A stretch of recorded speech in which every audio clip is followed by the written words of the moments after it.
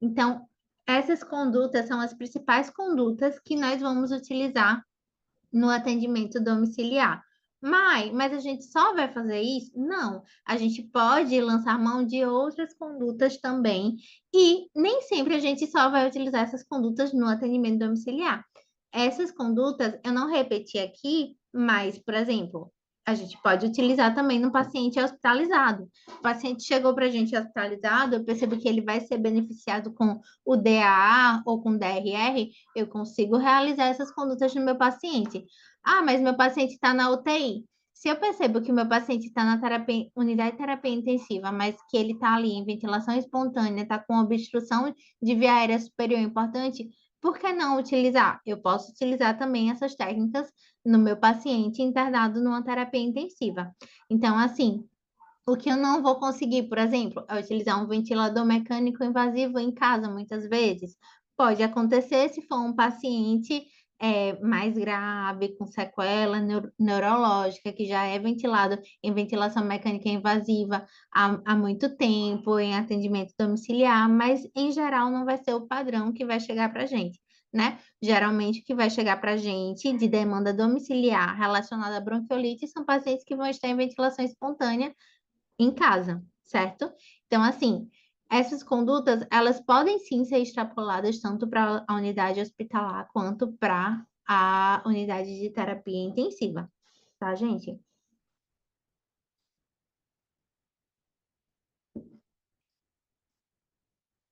E agora a gente vai entender sobre a atuação fisioterapêutica na unidade hospitalar.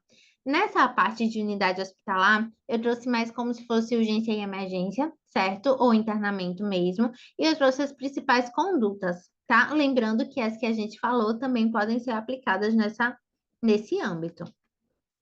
Então, primeiro, a cânula nasal de alto fluxo, né? É uma cânula que vai favorecer um alto fluxo de oxigênio e de ar também. Então, a gente consegue oferecer para esse paciente um gás aquecido e umidificado. Por que que os pacientes com bronquiolite respondem tão bem, né, à cânula nasal de alto fluxo? Por quê?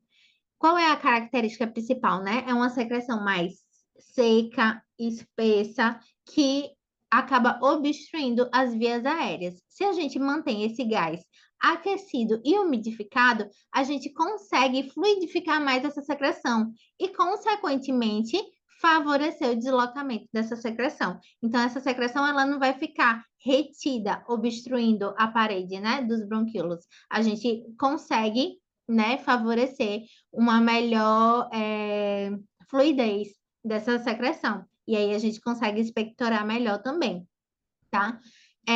Fluxo constante. A gente também vai ter fluxos com altas velocidades, geralmente acima de 2 litros por minuto.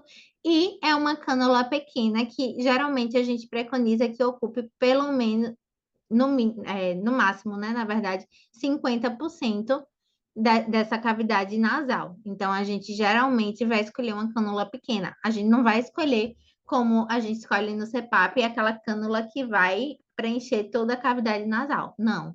Nesse caso, a gente quer que realmente tenha uma parte da cavidade nasal livre, tá? Então, para quem não conhece aqui, é o processo, né, de alto fluxo, tá?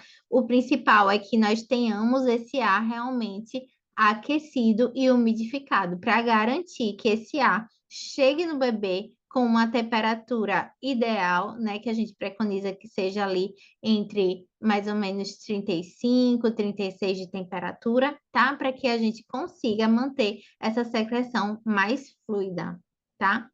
Aqui é um artigo que fala sobre o uso da cânula, né? No caso da cânula nasal de alto fluxo, nos pacientes com bronquiolite.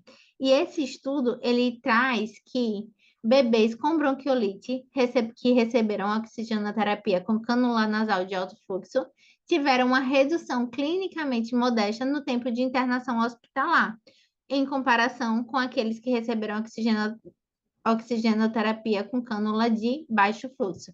Então, comparando aqueles bebês que só utilizaram a oxigenoterapia padrão, aquela que a gente está acostumada de baixo fluxo, ele não observou uma diferença considerável quando levamos em consideração o tempo de internação.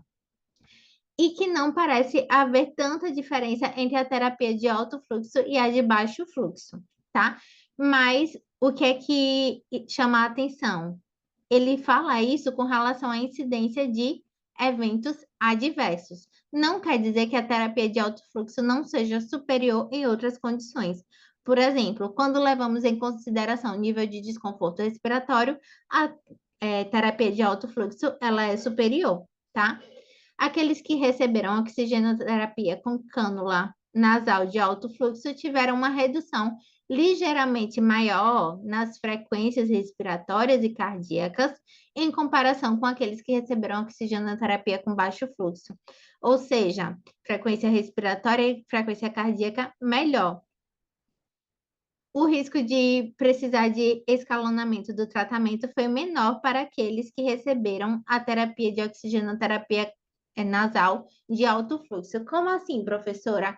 Gente, ele traz escalonamento como se fosse evolução, no sentido de procurar outra terapia. Por exemplo, o bebezinho está no alto fluxo, qual seria o outro passo, né? Seria colocar, por exemplo, em uma ventilação não invasiva.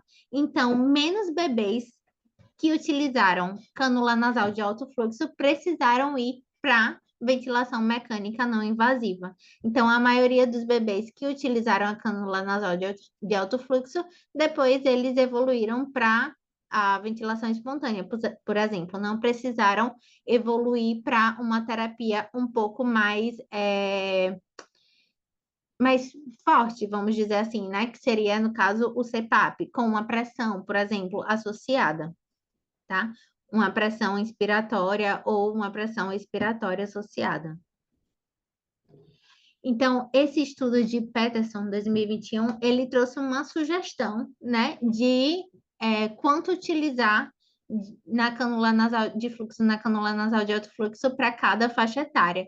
Então, preconiza-se 2 litros de 0 a 2 meses, 10 litros aqui de 6 a 24 meses, 18 litros de 2 a 8 anos e 25 litros ali de 8 a 14 anos. Esse estudo ele também traz acima de 14 anos, mas eu vou até passar para vocês depois esse estudo para vocês darem uma lida, né? E terem as próprias considerações críticas, mas, na minha opinião, é um estudo de grande relevância, porque ele traz um norte, né, para a gente. E ele traz um norte com relação ao suporte também. Ele fala assim, que se esse paciente ele está desconfortável, ele já está aqui, em 2 litros, né? E está com nível de desconforto ainda considerável, eu estou avaliando ele ainda está com nível de desconforto respiratório considerável, eu vou aumentar aqui de 2 a 5 litros. Então, por exemplo, ele está com 2 litros, eu aumentei para 4. Observo, avalio. Ainda está desconfortável? Aumento para 6. Percebi que o nível de desconforto respiratório melhorou. Então, aí eu mantenho em 6, tá? E para realizar o desmame, eu vou, com os pacientes de bronquiolite, diminuir 2 litros a cada 2 horas. Então, observei que esse paciente estava com 6 litros, observei 2 horas, o nível de desconforto respiratório melhorou consideravelmente. Apliquei lá minhas escalas, observei que o nível de desconforto dele está leve. Então, eu vou lá e reduzo para 2 litros, de 6 eu reduzo para 4, e aí eu observo por mais 2 horas. Os pacientes que não têm bronquiolite, o que se preconiza é uma redução de meio litro a cada 4 horas, certo? E aí a gente tem esse fluxo que fala, por exemplo, que o paciente está com uma... Tem uma pergunta aqui, né? Não foi pergunta não, foi só confirmando. Deixa eu voltar aqui. Pronto. Então, esse paciente, ele está com um nível de uma bronquiolite moderada, né? Então, o tamanho da cânula, a gente já viu que preconizamos que tem uma obstrução de 50% da narina, né? Então, bebês, a gente vai utilizar um fluxo aqui de 2 litros por minuto, tá? Crianças, a gente vai utilizar aqui o fluxo de 6 litros por minuto. Então, a gente vai monitorizar esse paciente. Tá, professora, a gente vai monitorizar exatamente o quê? Nível de consciência, tudo aquilo que a gente aprendeu. Nível de consciência, frequência cardíaca, frequência respiratória, pressão arterial, saturação, desconforto respiratório e tolerância do desconforto. Houve sucesso? Ah, como é que eu vou saber? A frequência respiratória melhorou? Melhorou. Frequência cardíaca melhorou? Melhorou. Ah, nível de desconforto. Eu reapliquei minha escala, percebi que ele saiu de um desconforto moderado e foi para um desconforto leve. Melhorou? Sim, então houve sucesso. Se houve sucesso, melhora dos sinais clínicos, após 12 horas a gente pode pensar em transferir esse paciente para enfermaria, se houve o desmame completamente, certo? Se não, se houve piora, né, desses casos, aí a gente pensa já em mudar o suporte ventilatório. A gente já fez aquele escalonamento, ainda assim, ele não está apresentando melhora, aí a gente pensa, não, esse paciente provavelmente vai precisar de uma ventilação mecânica não invasiva ou de uma ventilação mecânica invasiva, tá? E aí, se esse paciente precisar. Mayra, você vai demonstrar a ausculta? Oi, Andréa. Os pontos de ausculta que você fala? Quais pontos a auscultar? Pronto. Eu vou catar meu esteto aqui. A gente, depois que finalizar essa parte do hospitalar, a gente dá um intervalinho de mais 5 minutos, eu cato meu esteto e aí eu posso demonstrar assim para vocês, certo? Antes de começar na terapia intensiva, aí eu mostro a ausculta, para vocês verem os pontos. Já é? Pronto. Aí, técnicas de pressão positiva, né? Quais são essas técnicas de pressão positiva? Passiva, de forma passiva. Aquelas técnicas que vão aumentar a pressão alveolar. A gente viu que as técnicas ativas são aquelas que vão reduzir a pressão pleural, né? Então, as técnicas de pressão positiva são aquelas que vão aumentar a pressão alveolar, como, por exemplo, o CPAP. E aí, a gente tem o CPAP convencional, a gente tem o CPAP bolhas, que está representado aqui, ó. E a gente tem também a NIPPV, né, que é a VNI, que tem 2 níveis de pressão. Então, no CPAP convencional, a gente tem o quê? Uma pressão constante nas vias aéreas. Essa pressão constante é aquela pressão expiratória, tá? Então, constantemente a gente vai ter aquela pressão nas vias aéreas.